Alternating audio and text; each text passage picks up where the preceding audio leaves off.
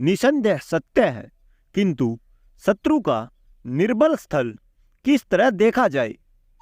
स्थिर जीवी। गुप्तचरों द्वारा ही हम शत्रु के निर्बल स्थल की खोज कर सकते हैं। गुप्तचर ही राजा की आंखों का काम देता है और हमें छल द्वारा शत्रु पर विजय पानी चाहिए। मेघवर्ण। आप जैसा आदेश करेंगे वैसा ही मैं करूंगा। स्थिर जीवी। अच्छी बात है, मैं स्वयं गुप्तचर का काम करूंगा। तुम मुझसे लड़कर मुझे लहूलुहान करके बाद में इसी वृक्ष के नीचे फेंक कर स्वयं सह परिवार ऋषिशम्युक पर्वत पर चले जाओ। मैं तुम्हारे शत्रु उल्लुओं का विश्वास पात्र बनकर उन्हें इस वृक्ष पर बने अपने दुर्ग में बसा लूंगा और अवसर पाकर उन सब का नाश कर दूंगा। तब तुम फिर यहां आ जाना। मेघवर्ण ने ऐसा ही किया। थोड़ी देर में दोनों की लड़ाई शुरू हो गई।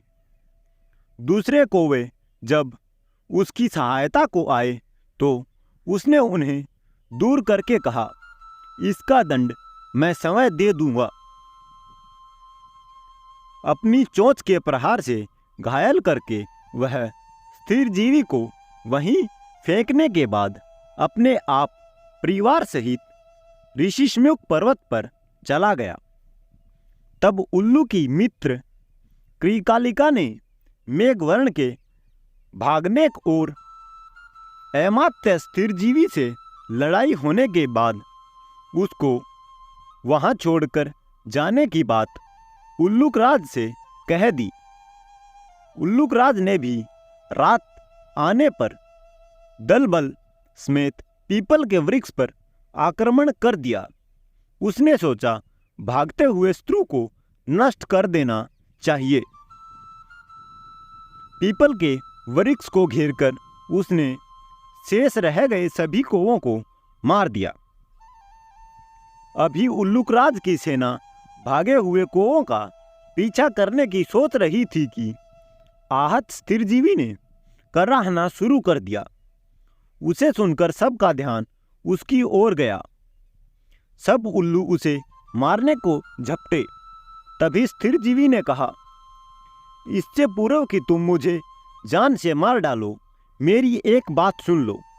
मैं मेघवर्ण का मंत्री हूं।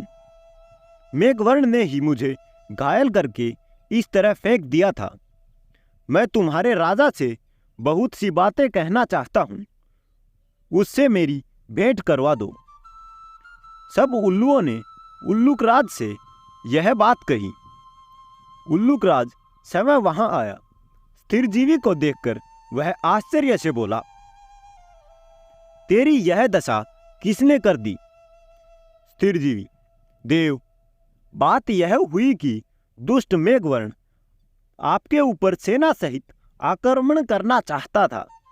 मैंने उसे रोकते हुए कहा कि वे बहुत बलशाली हैं, उनसे युद्ध मत करो, उनसे सुलह कर लो। बलशाली शत्रु से संधि करना ही उचित है। उसे सब कुछ देकर भी वह अपने प्राणों की रक्षा तो कर ही लेता है।